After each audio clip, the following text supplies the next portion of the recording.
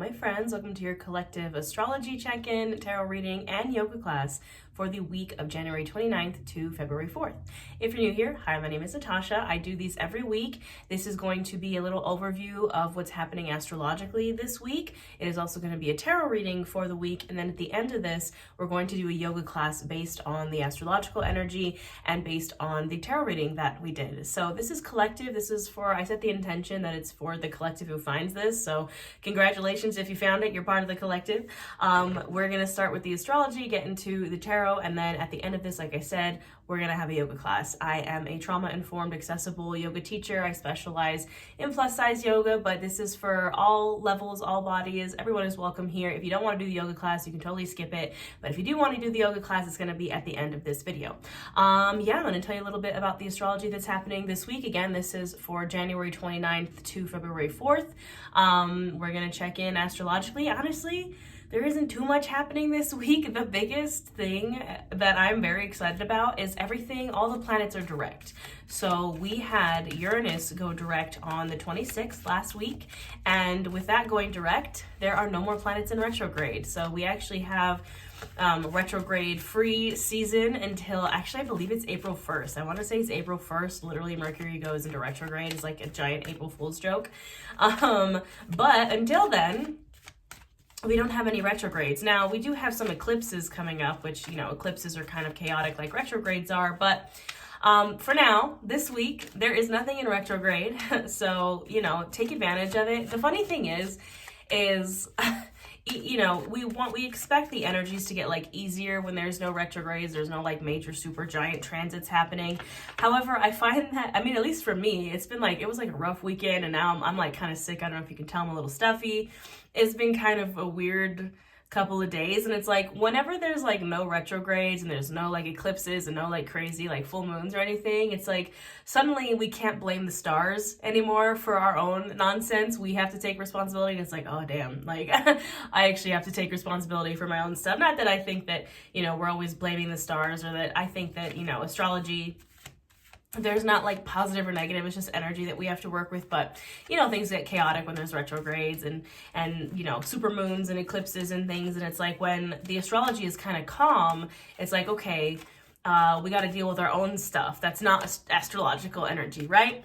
So everything is direct. We do have the probably most major transit happening this week is at the end. So on February 4th, the end of this week that we're doing, Mercury is moving from Capricorn to Aquarius. Mercury is our planet of communication, of travel, of technology. And, you know, Mercury in Capricorn is very like direct, practical communication. Mercury in Aquarius can get a little weird. It's an air sign though. There might just be like more rapid communication. But you know, everything's in Aquarius. We had the sun just move into Aquarius. Pluto just moved into Aquarius. That was a huge transit that happened last week. That's like a really big generational transit. So everything is moving into Aquarius. Stuff's about to get weird. Aquarius season. Aquarius is, I'm a Pisces and I'm an Aquarius Mars. So like I love Aquarius. Like I feel like Aquarius and Pisces are kind of like the weirdos of the zodiac. And Aquarius is all about, you know, it's an air sign. People think water bearer. It's not a water sign. It's the water bearer, but Aquarius is an air sign. And Aquarius in the tarot is the star card. And it's all about being yourself, being authentic to yourself, especially with Pluto going into Aquarius. You know, we're shifting from Pluto in Capricorn to Pluto in Aquarius. And it's like going from a focus back to the community and back to finding your authentic community and like-minded people and things like that. And Aquarius, again, the star in the tarot is light at the end of the tunnel. It's hope. It comes after the tower, which is like chaos and destruction. And then we have the star, which is like, you know, moving towards your North Star and like authenticity and eccentricity and all these things. So that's kind of the vibe of Aquarius season. Now, I personally am more of a lunar witch. I tend to focus more on the moon phases. I have the moon phases tattooed on me like a lot. That's actually the Death Star, so that's no moon, but you know, so the moon phases this week, we're mostly in our waning gibbous phase. So we just had our full moon in Leo last week. And the waning phases, and a good way to remember it if you're curious, is wax on, wane off. So we have our waxing moons and the new moon, the waxing moons, the full moons, and the waning moons. So we're mostly in our waning gibbous phase this week, and the moon is moving from Virgo to Libra and then into Scorpio like over the course of this week. And so like Virgo moon is like get stuff done, get organized, clean your whole house. And then the Libra moon is like, you know, kind of more, I don't want to say like lovey-dovey, more focused on balance, you know, again, that air sign energy. And then moving into Scorpio is like feeling your feelings and getting really deep. And the waning gibbous phase is about reflecting, kind of, you know, we're coming out of that full moon, really heavy release, reflecting and kind of preparing yourself for the next moon cycle that's coming. So that's what's happening astrologically this week. Again, pretty simple. But yeah, let's get into the tarot of it all. So we have the Three of Wands lurking here. Oh, and the star right behind it. At the bottom of the deck. And the Three of Wands, you can see this person's kind of like on the edge of a cliff. He's kind of like overlooking things. The Three of Wands is a card of like potential. You know, it's not a... sometimes people will read it as like a delay or false start energy kind of, but the Three of Wands is like, yeah, you might be like paused for a moment but it's because you're trying to figure out like where to go, or trying to figure out like, you know, there's so many options. Like the Two of Wands is like you have the world in your hands and you're like, oh my gosh, there's so many infinite possibilities. And the Three of Wands is like, all right, but like, where do I want to go with that? It is planning ahead, moving forward. And with the star right behind it, it's like how... trying to figure out, okay, if I know that, like, I know my North Star, I know what I'm, you know, what being true to myself maybe looks like, how do I accomplish that? How do I get there? So that is kind of the vibe. The bottom of the deck is, I feel like, the vibe of, like, the whole reading. So let's see who we got here. The Hierophant, the card of Taurus, starting us off strong with some major arcana, the Emperor, Lord, card of Aries, Queen of Pentacles. We love to see her. Let's see who else we got here. Seven of Swords, Ten of Wands, definitely the burnout is real. And the Three of Swords, and then the Death card, wanted to come out with that. So that's fun. Yeah, so, you know, that top row is like really nice, and then the bottom row is like Seven of Swords, Ten of Wands, Three of Swords. Well, I wanted to see like who else there was after that. It's the World card. So we have a decent amount of major arcana here. And let's get on into it. So first we have the Hierophant with the Seven of Swords. Now, the Seven of Swords, generally a lot of readers read it as lying, cheating, stealing, because it is kind of the card of that in the tarot.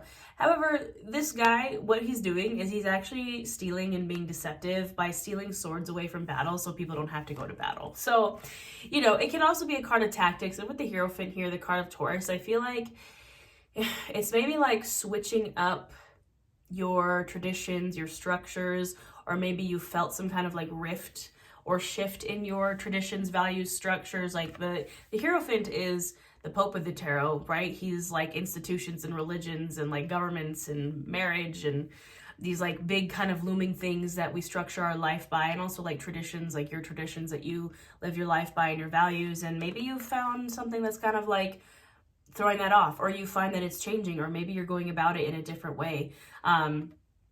You know, you're kind of maybe like, oh, this wasn't working, or maybe, and it can feel kind of like, I'm feeling like shook. Like you can get kind of shook when you're like, oh my gosh, like my literal like structures of my life, or things that I really believed in, traditions that I've lived my life by, and like these institutions that maybe I have lived my life by are shifting. Honestly, that's Pluto and Aquarius vibes. Like Pluto and Aquarius is going to bring about rebellions and revolutions and kind of uprising against institutions, which we need, right? You know, we live in this capitalist hellscape. Something's got to change. That's kind of the vibe. So I'm not that mad about it, but it could also be on a personal level. Like you're just like, oh, maybe the things that you value are shifting, or you're suddenly like, oh my gosh, like things feel kind of weird, and what has always kind of been the structure, it's shifting. And then we have the Emperor and the Ten of Wands. If you're working your butt off, you're tired, like burnout. Ten of Wands is burnout. He's been carrying those sticks all the way up the hill to his home. And the Emperor is the card of Aries. He's the big boss of the tarot. He's the culmination of all the kings in the tarot. Yeah, he's big boss energy. And it's like, yeah, big boss energy is great, and like being in control and being the leader and being the king and being the emperor and making those big boss decisions is awesome. You know, we should be the leader of our lives, but yes, it can lead to burnout. The thing about the 10 of Wands, though, is that it's almost done. He's up the hill. The 9 of Wands is like the final stretch up the hill, and this is like he has gotten up the hill with all those dang sticks, and he's about to put those sticks down. And what are the sticks? You know, he's trying to build his home. So it's like, it's not bad to be in your Emperor energy. Just maybe watch out for burnout, watch out for like overworking or being so tired that, you know, it's like you get to the top of the hill with all those sticks, like, yeah, I got them to my house. It's like you're so tired to do anything else, right? There has to be balance. And then we have the Queen of Pentacles with the 3 of Swords. The Queen of Pentacles is the Queen of Earth, the Queen of Resources, the Queen of Home and Hearth, you know, Virgo, Taurus, Capricorn vibes. And it's like, maybe if you find that you're struggling with a little bit of heartbreak, 3 of Swords, you can tell me there's 3 swords through the heart. It's like heartbreak, breakups, grief, loss, things like this, broken heart. Focus on the home. Focus on grounding.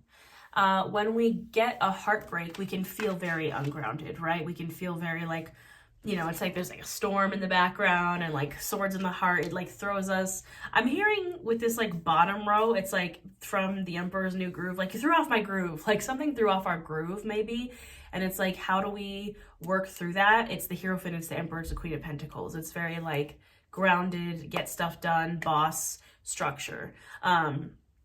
That's what we need when we're kind of going through this sort of energy. And then on either side, I put like the other major arcana cards that came out on either side, and it's like death in the world, ending of cycles, death and rebirth. The world is the end of the major arcana, so the major arcana starts with the Fool. The entire tarot is the Fool's journey, and then it ends with the World. And it's like cycles ending and new cycles beginning. Like that's literally what's happening here. And this energy is a lot.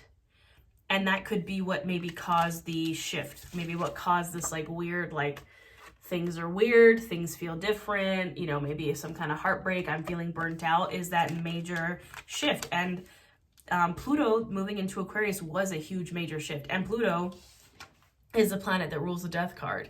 You know, Pluto is the planet of destruction and death and rebirth. And, you know, so yeah, it was a major astrological shift that happened last week, and I feel like this week we're like processing it, even though there's not really anything major happening this week specifically astrologically besides like Mercury moving into Aquarius. It's like we are still feeling the effects. And the Leo full moon last week. I'm a Leo moon, and I was really hoping, like, I was like, yeah, this Leo moon's gonna be great, and then it like knocked me on my butt. And I had, you know, some things happen this weekend. If you know me, I have my little senior dog, Fozzie. He's very old, and he had some medical issues this weekend, and it's been rough. And so I spent most of this weekend crying when I was expecting to be like, woohoo, Leo full moon, and I was crying. So, you know, again, it's some kind of like, we're feeling the shift, essentially. We're feeling the shift happen, and we're like, where do we go from here? I'm hearing that song from the end of the Buffy the Vampire Slayer musical. Where do we go from here? That's what I'm hearing. If you've never heard it, look it up. All right, we're going to do just some main themes from this Oracle deck. This is the Sacred Symbols Oracle. What are just some main things going on this week?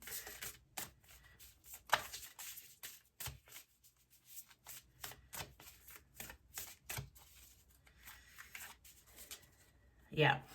The past life card in this deck isn't speaking about like past lives, like reincarnation. It's speaking about your past life, like in this life. Again, we've had this major shift. The past life is on the way out. The new life is on the way in, and you can feel it. You can feel the shift. New moon, again, we don't have a new moon coming up this week, but it will be coming up in the next week or so. Not after this week, so like 2 weeks, because we just had our full moon. It's, again, but it's just this feeling of like newness, a new cycle beginning. And new cycles beginning, as great as they are, and as much as, you know, we love to have new cycles, that means that an old cycle died or was let go, or like an old cycle is on the way out, and the new cycle can feel kind of jarring, can feel like kind of a shift. Karmic path. This is Saturn, Big Daddy Saturn. You know, it's leveling up. It's your karmic path. It's what you're supposed to be doing. And again, might be great, might be what you're meant to be doing, might be your purpose, but those things are major. And any kind of major energy shifts like that can feel, again, kind of like unsettling. And it's like a major change. And you're like, whoa, what's going on? Gotta have courage. Gotta have courage, my friends. power. This is very Emperor energy. Again, it takes courage and it takes power to get through these like major shifts. Tap into your power. Tap into what makes you feel powerful. Again, with the Pluto in Aquarius and Sun in Aquarius and Mercury moving into Aquarius, all this Aquarius energy, like your power is unique. You know, we don't have to go for like the traditional sense of power, like the traditional kind of emperor, like big boss energy. You could maybe have a more softer power, but it's still there, but it's still power. I don't know if that makes sense. And then here's the full moon. Again, literally, even though we don't have new moons or full moons coming up this week, it's like, it's a cycle, right? The new moon to the full moon, it's a moon cycle. I'm really just feeling like this, like these cycles are shifting. We're suddenly finding ourselves on like a new kind of cycle, and we're like, what is this? Is different. This is different than the old one. It's different than the old one. Death and rebirth for sure. What did I say? Transformation. It's transformation. The death card in one of my favorite decks, the Way Home Tarot, is depicted as it's like a deer that's a bit like been killed, but out of the deer is growing these like crystals, and it's like it's the concept of, I can pick this up. Oh my gosh, the caterpillar turning into the butterfly, right? The caterpillar has to go through a really gruesome transformation to become this. Like when the caterpillar goes into the cocoon, it turns to goo.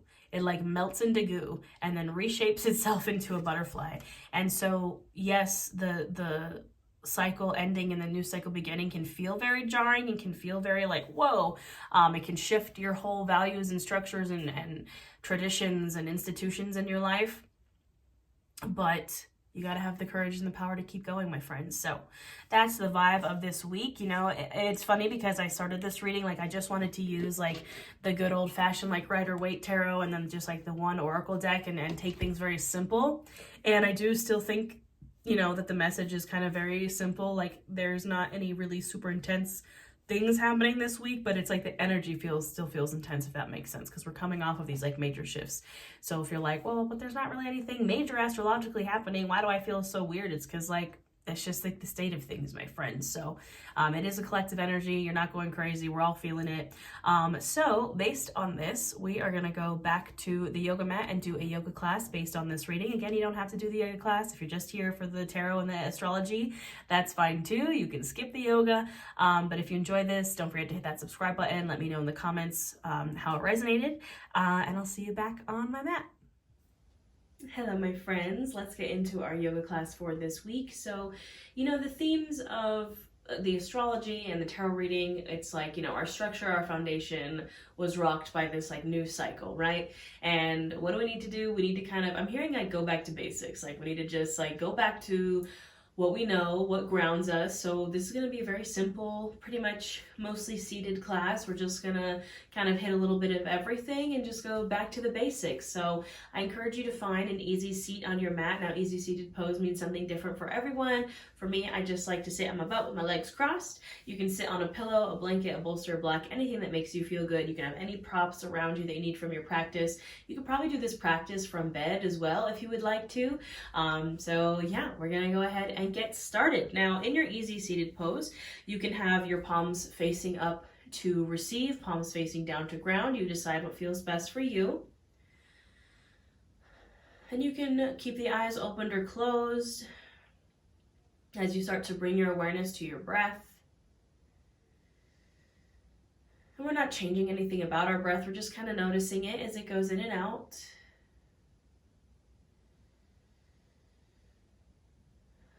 Just using our breath as a tool to bring us to this present moment, to the right here, the right now, to our mats.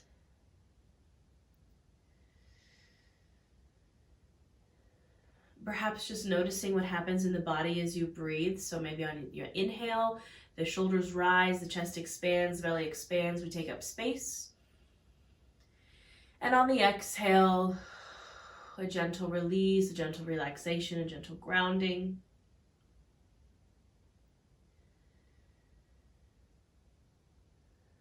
And just take a moment as you breathe here, as you deepen and lengthen these inhales and exhales, to check in, to take a moment of mindfulness. Ask yourself, how am I feeling?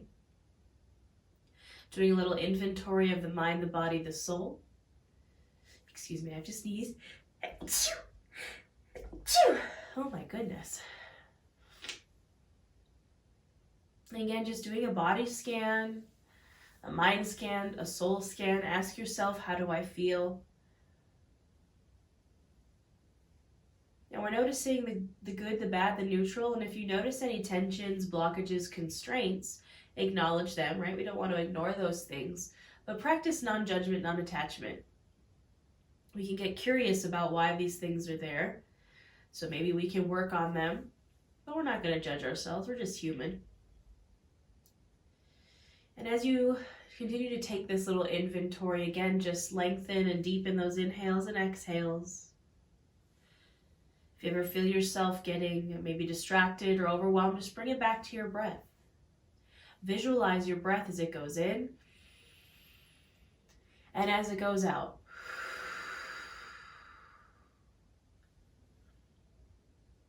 We'll start to invite in some movement here. So you can inhale here, exhale, drop that right ear to your right shoulder, getting into the left side of the neck, encouraging this left shoulder down.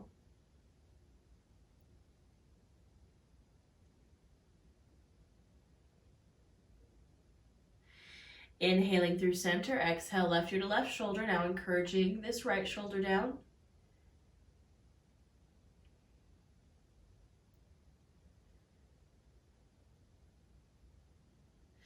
Inhale to center, exhale right ear, right shoulder.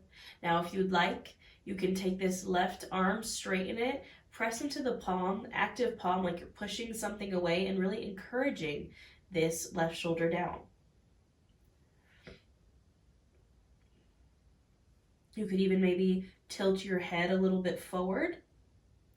You'll feel that pull in the left side of your neck.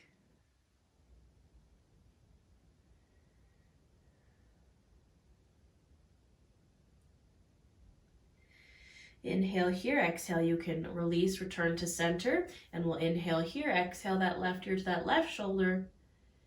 And then again, maybe if you'd like, bringing that right arm straight out, pushing that right hand down like you're pressing something away, encouraging the right shoulder down.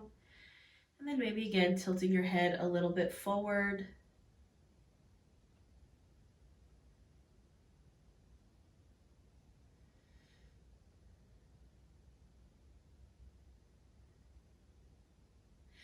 And inhale here, exhale, you can go ahead and release. Now we'll take it to some twists. We're essentially gonna just like work our way all the way down through the body. So you can inhale these arms up, and exhale, we'll twist to the right. Now you can either bring your hands to your heart center, or you can bring your left hand to the right thigh. Your right finger is content behind you, gazing over that right shoulder. And remember, as we twist, we're keeping a nice tall spine. Even though we're twisting, it's like someone's pulling a string from the top of your head.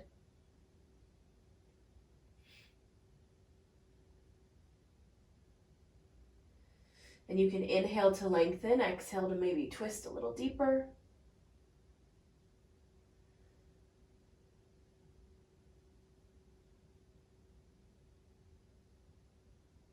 Inhale, come back to center, arms come up.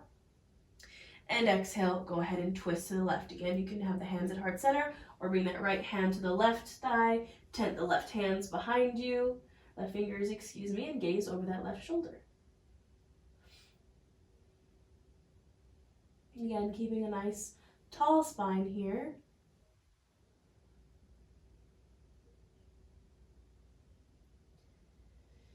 And inhaling to lengthen the spine, maybe exhaling to twist a little more.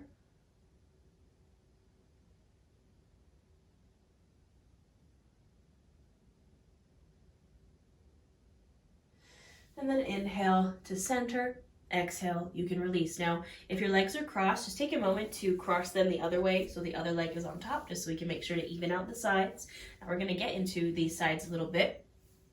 I'm gonna bring my right hand down to the mat. I'm gonna inhale my left arm up and over, so I'm taking a side bend, and I'm encouraging this left hip down, and I'm keeping the chest open to the ceiling, breathing into this left side body.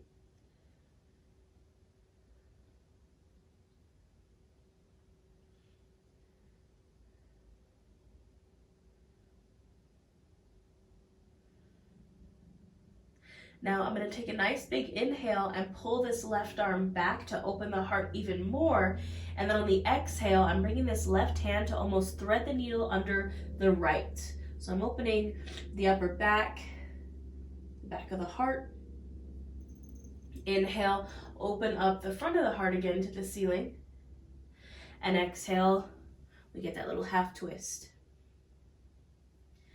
Inhale, open. Exhale, that little half twist. Inhale, open, and exhale, return to center. We'll switch out the side, so my left hand comes down now. Inhaling that right arm up, pressing this right hip down. And again, just trying to keep this chest open in the ceiling.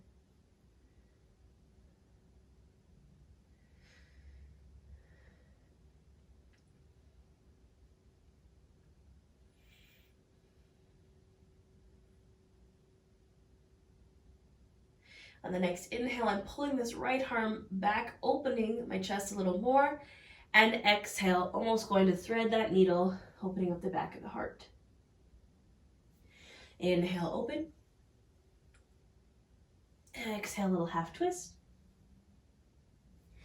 Inhale, open. Exhale, little half twist. Inhale, open. And exhale, go ahead and release to center. Now we're going to get into some folds here. We're going to focus on the calves and the shins because Aquarius does rule those in the body. And there's heavy Aquarius energy right now, so you can uncross your legs if they're crossed. I'm going to start with the right leg. I'm extending my right leg out. My left leg is staying bent. That left foot is coming into the right thigh, and I'm squaring myself over this right leg. And I'm going to inhale, lengthen. Exhale to fold. Now, the more you either point or flex your toes, if you really flex the toes, you're going to really feel it in the calf. And it's just an option. You totally don't have to. You can point if you'd like. You'll feel it more in the front of the shin, whichever you prefer. Ironically, everything like transitioned into Aquarius, and Aquarius rules the calves. I got a tattoo on my calf. I got the Witch King from Lord of the Rings on the back of my calf. I'm going to get the Mouth of Sauron on my other calf once this one heals.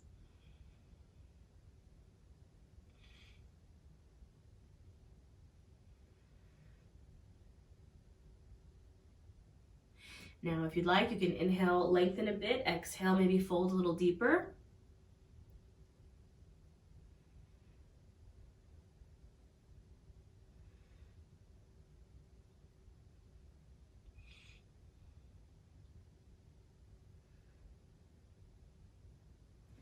And inhale, go ahead and come up. Exhale, release. We'll switch out the sides. So my left leg is extending, my right leg is bending. I'm squaring myself over that left leg. Inhaling to lengthen and exhaling to fold. And again, if you want to point or flex, if you want to feel it in the shin or in the calf, you can.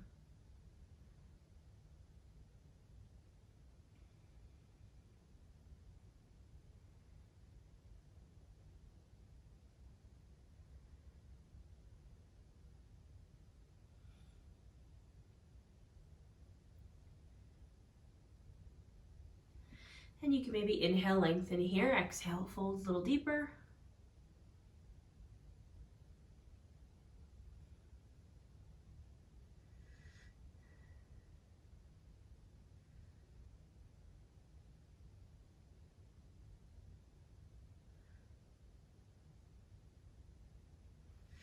And inhale, gently come on up. Exhale, you can release. Now we're going to bend both of the knees. I'm going to bring my feet bottoms together to touch, opening the knees into my Baddha Konasana bound angle pose.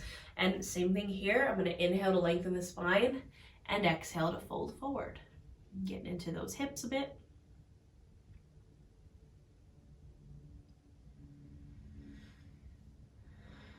This little sequence is kind of, again, that back to basics. It's like my basics flow. Like if I'm just having a day where I don't really want to like do too much else, I know I can just kind of sit in my bed and do these little asanas, these little stretches. So this is like my favorite little sequence when I want to get back to basics or kind of get back into like a grounded ritual of yoga.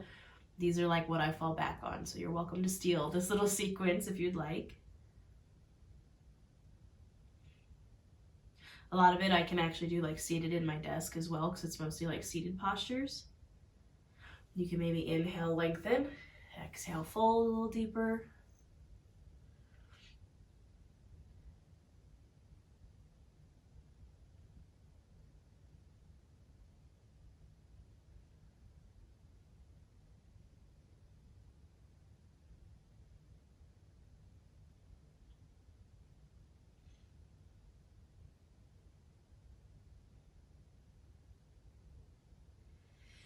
And inhale, come on up. Exhale, you can release, extend both of those legs straight out in front of you.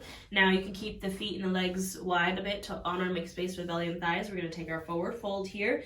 So I'm gonna inhale to lengthen and exhale to fold. Now it doesn't matter if you can touch your toes or not here. And again, if you wanna feel it more in those calves and shins, tap into that Aquarius energy. You can point the toes or you can flex the toes. Whatever feels good, or you can do neither.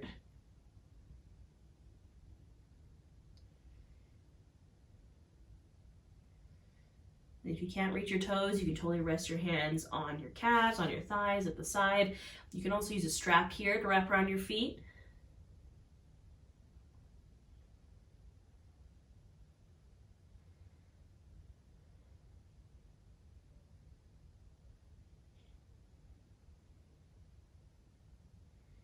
Maybe inhale, lengthen the spine a bit. Exhale, fold a little deeper.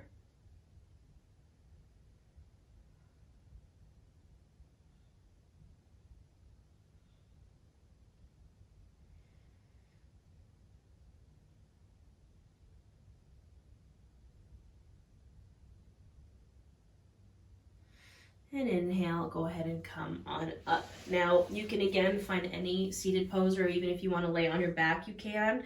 This last little thing we're going to do is just some breaths together. Just take some nice cleansing, clarifying breaths. You know, I feel like the most kind of back to basics thing is bringing it back to our prana, our breath, our life force. And it always just helps me to take some clarifying breaths when I'm feeling like, you know, stressed out or you know, just kind of off my game, threw off my groove, you know. So you can come to any position you'd like to breathe in. If you're seated, you can bring your hands to either side of you. We're going to inhale those arms up. Nice big inhale. Exhale, bring them back down.